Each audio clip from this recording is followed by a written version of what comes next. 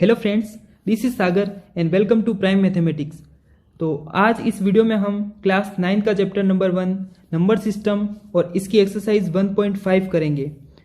आज हमारा टॉपिक रहेगा वास्तविक संख्याओं के लिए घातांक नियम, जिसे इंग्लिश में कहते हैं law of exponent of real number. ठीक है, अब देखते हैं कि घातांक नियम होते कौन से हैं। तो कई बार आपने जब क्वेश्चंस कर रहे होंगे या फिर मैथ्स में आपने देखा होगा कि a की पावर b के रूप की या फिर a की पावर m के रूप की संख्या होती है ना।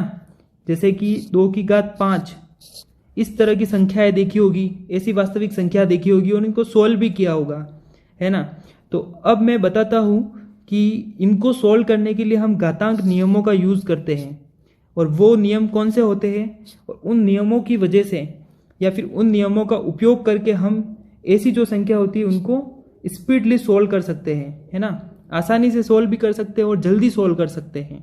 तो यहाँ पे ये जो a है इसको हम कहते हैं आधार,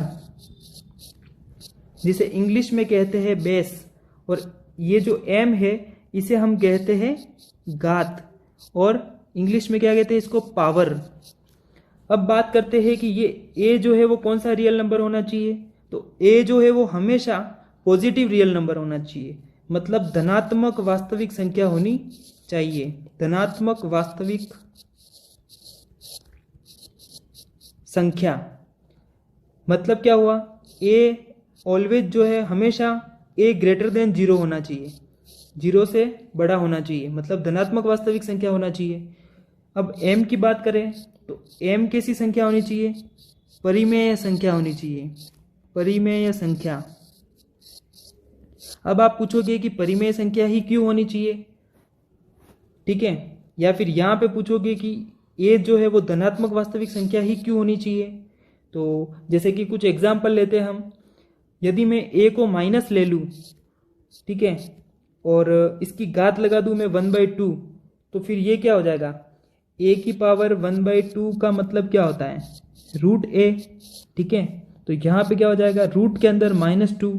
और आपको तो पहले से ही पता है कि रियल नंबर जब हम पढ़ते हैं या फिर रियल नंबर की बात कर रहे होते हैं, तब हम कभी भी रूट में माइनस की संख्या नहीं लेते। रूट के अंदर हमेशा पॉजिटिव नंबर आता है, ठीक है। तो इस हिसाब से हम यहाँ पे जो है वो नेगेटिव नहीं ले सकते, ठीक है। अब मैं आपके सामने कुछ लॉ ऑफ एक्सपोनेंट्स घातांक के नियम लिखता हूँ, और उनका उपयोग करके हम कुछ क्वेश्चंस करते हैं। तो कौन कौन से होते हैं वो, तो यहाँ पे मैं लिख लेता हूँ कि a जो है ग्रेटर देन 0 होना चाहिए, एंड m और n घाते, ये हम घातों के रूप में यूज़ करेंगे, और ये एक रेशनल नंबर होना चाहिए, ठीक है। तो पहला जो नियम है वो क्या है, यदि a की पावर m इंटू a की पावर n हो तो a की पावर m प्लस n हो जाता है। यहाँ पे आपने एक चीज़ नोट की होगी कि इसका जो आधार है, यहाँ पे आधार जो है वो क्या है, समान है, और घातें अलग अलग है। तो जब आधार समान होता है और घातें अलग अलग होती है तो क्या हो जाता है, घातें जुड़ जाती है, जैसा कि यहाँ पे जुड़ गई है, ठीक है। अब दूसरे नियम की बात करते हैं।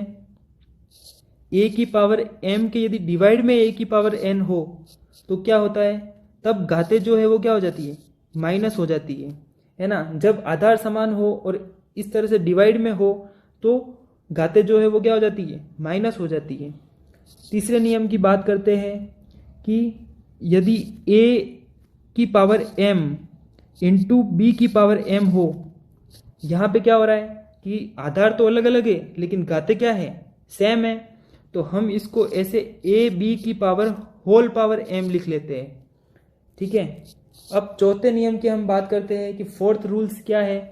तो a की पावर m की होल पावर यदि n है तो हम इन दोनों पावर्स को आपस में मल्टीप्लाई कर सकते हैं, गुणा कर सकते हैं। तो a की पावर m क्रॉस n मतलब a की पावर m इंटू n हो जाएगा, ठीक है। ये बात समझ में आ गई। अब पांचवें नियम की बात करें तो आपको पता ही होगा कि आपको एक चीज़ पहले से पता है कि जब a की पावर, ये कोई रूल्स नहीं है वैसे तो, इसको मैं साइड में लिख के बताता हूँ आपको, कि a की पावर 1/n हो तब हम इसे रूट ए और फिर इस तरफ यहाँ पे n लिखते हैं। पिछले वीडियो में हमने डिस्कस किया था इस चीज़ को कि ऐसा भी हम इसको लिख सकते हैं। तो a की पावर यदि m/n होगा तो क्या हम इसे ऐसा लिख पाएंगे आराम से? ये तो हमने लिखा ही था पहले 1/n के लिए, ठीक है। अब इसकी पावर n m है, ये a की पावर m का मतलब भी क्या है यहाँ पे कि a की पावर 1/n इंटू m है ना, ये दोनों आपस में गुणे में ही तो है, गुणे में है। तो अब हम क्या लिख सकते हैं, इसको इसकी होल पावर लिख देंगे, होल पावर m हो जाएगी। तो यहाँ पे मैं लिख लेता हूँ एक बार कि जब a की पावर m/n हो तो इसे हम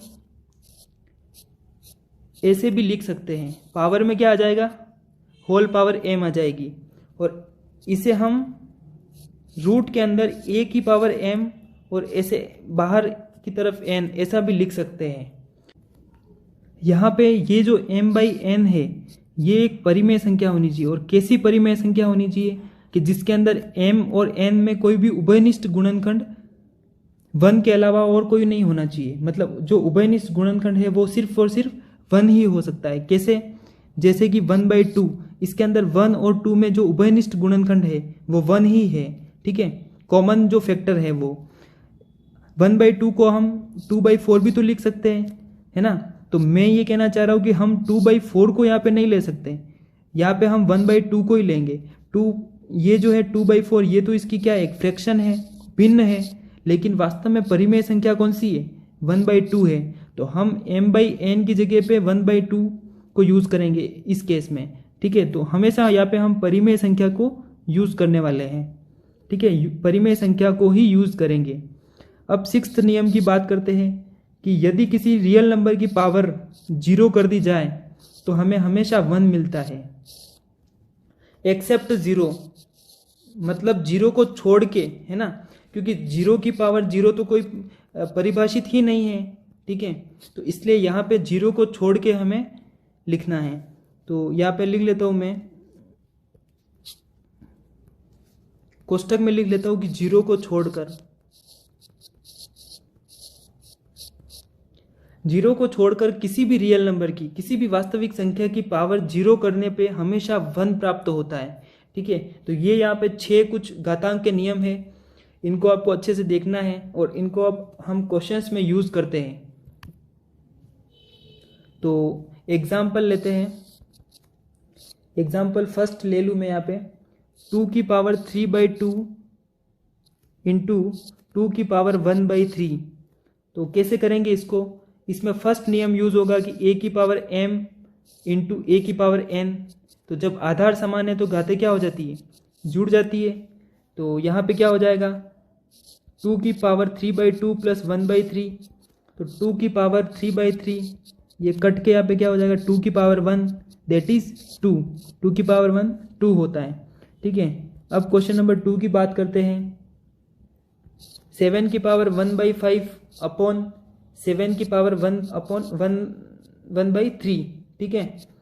तो यहाँ पे कौन सा रूल्स यूज होगा, सेकेंड नंबर वाला, a की पावर m अपॉन a की पावर n है, तो घाते क्या हो जाएगी, यहाँ पे माइनस हो जाएगी।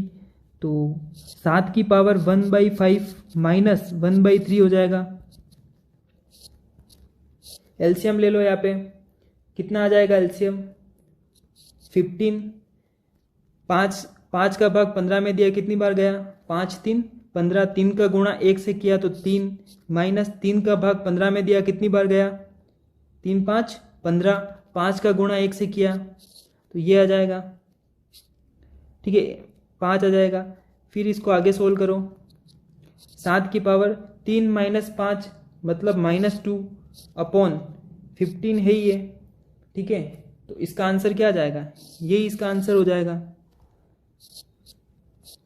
यही इसका आंसर हो जाएगा। अब आगे बढ़ते हैं, एग्जाम्पल 3 लेते हैं, 1/3 की पावर 5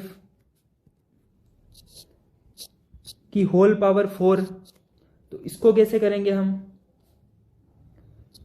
आपको पता ही है कि कभी भी a की पावर n इस तरह की हो, इस तरह की कोई संख्या हो तो हम इसे a की पावर -n लिख सकते हैं।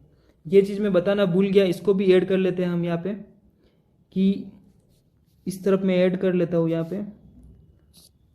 सातवां जो नियम है वो क्या है कि 1/a की पावर n हो तो उसे हम 1, वैसे ये कोई घातांक नियम नहीं है, लेकिन ये एक बेसिक बात है कि जब 1/a की पावर n हो तो इसे हम a की पावर -n लिख सकते हैं। ठीक है, ये बात आपको ध्यान रखनी है। तो यहाँ पे हम इसको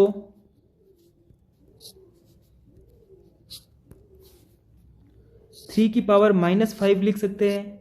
ठीक है, और इसकी होल पावर कितनी है 4, और हमने एक रूल्स पढ़ा है कि a की पावर m और उसकी होल पावर n हो तो हम क्या लिख लेते हैं, a की पावर m इंटू n लिख सकते हैं। ठीक है, तो यहाँ पे क्या हो जाएगा 3 की पावर -5 इंटू 4, तो 3 की पावर यहाँ पे कितनी आ जाएगी -20, तो यही इसका आंसर हो जाएगा। ठीक है, अब एग्जाम्पल 4 की बात करें तो 13 की पावर 1/5 मतलब 1/5 और 17 की पावर 1/5, तो यहाँ पे क्या है घाते समान है और आधार अलग अलग है, तो बेस अलग अलग है। तो यहाँ पे क्या हो जाएगा 13 इंटू 17 की पावर 1/5 हो जाएगी। ठीक है, मतलब क्या कि 13 इंटू 17 रेज टू पावर 1/5। ठीक है, अब इनका गुणा कर देंगे, कितना हो जाएगा ये 221 की पावर 1/5, तो यही इसका आंसर हो जाएगा। अब क्वेश्चंस की बात करें, प्रश्नावली 1.5 का क्वेश्चन नंबर 1, तो क्या है क्वेश्चन नंबर 1, 64 की पावर 1/2। तो सबसे पहले यहाँ पे अपन 64 का प्राइम फैक्टराइज करते हैं, तो 2 का भाग दिया 32। ये अभाज्य गुणनखंड करना आपको आता ही होगा, नहीं भी आता है तो ऐसे करते हैं, देख लीजिए। तो यहाँ पे आया क्या 2 इंटू 2 इंटू 2, कितनी बार 2 है 1 2 3 4 5 6, तो यहाँ पे 2 की पावर 6 लिख सकते हैं। ठीक है, 64 को हम 2 की पावर 6 लिख सकते हैं, और इसकी होल पावर कितनी 1/2, तो ये कितना हो जाएगा, ऐसे पावर जो है वो मल्टीप्लाई हो जाती है। तो यहाँ पे 2 से 6 को कैंसिल कर देंगे, है ना, 2 3 6, तो यहाँ पे 2 की पावर 3 आ जाएगी। 2 की पावर 3 कितना होता है 8, तो इसका ये आंसर हो जाएगा। ठीक है, अब क्वेश्चन नंबर 2 की बात करते हैं, 32 रेज टू पावर 1/5। 32 को हम 2 की पावर 5 लिख सकते हैं, और ऊपर जो है वो पावर घात में कितनी पावर लगी हुई है 1/5, तो यहाँ पे 5 से 5 कैंसिल हो जाएगा, तो आंसर क्या आ गया 2 आ गया। क्वेश्चन नंबर 2 की बात करते हैं, 9 रेज टू पावर 3/2। तो यहाँ पे हम 9 को 3 की पावर 2 लिख सकते हैं, और इसकी होल पावर कितनी 3/2, तो यहाँ पे 2 से 2 कैंसिल हो जाएगा, तो 3 की पावर 3, और 3 की पावर 3 कितना आता है 27। क्वेश्चन नंबर 3 की बात करते हैं,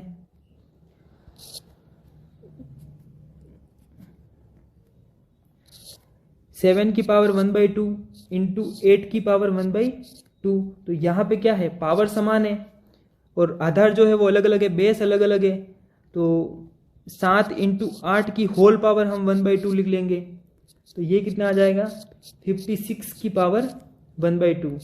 ठीक है, एक क्वेश्चन और करते हैं, 125 की पावर -1/3।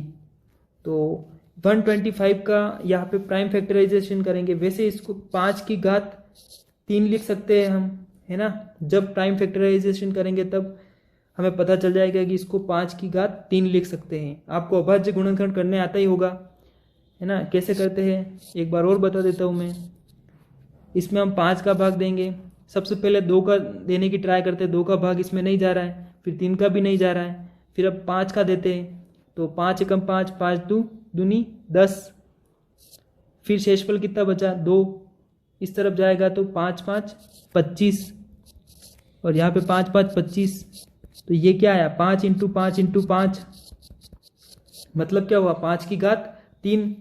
तो यहाँ पे होल पावर जो है वो -1/3 है ही है, 3 से 3 कैंसिल हो जाएगा, तो 5 की पावर क्या आ जाएगा यहाँ पे -1, तो इसका आंसर क्या आ जाएगा 1/5। थोड़ी देर पहले मैंने बताया था कि a की पावर यदि -1 है ना, या फिर -n है, तो इसको हम 1/a की पावर n लिख सकते हैं। ठीक है, तो आज के लिए इतना ही। नेक्स्ट वीडियो में मिलता हूँ मैं नए चैप्टर के साथ में, और हमने फर्स्ट चैप्टर पूरा कर लिया है, तो आपको सारे क्वेश्चंस करने हैं। ठीक है, और चैनल को सब्सक्राइब करना है, वीडियोस को लाइक करना है। ठीक है, और अपने दोस्तों के साथ में सेंड भी करना है। अब हम सेकंड चैप्टर पढ़ेंगे और इसी तरह से हम पूरी किताब जो है वो कंप्लीट करने वाले हैं। तो ठीक है फ्रेंड्स, ऑल द बेस्ट।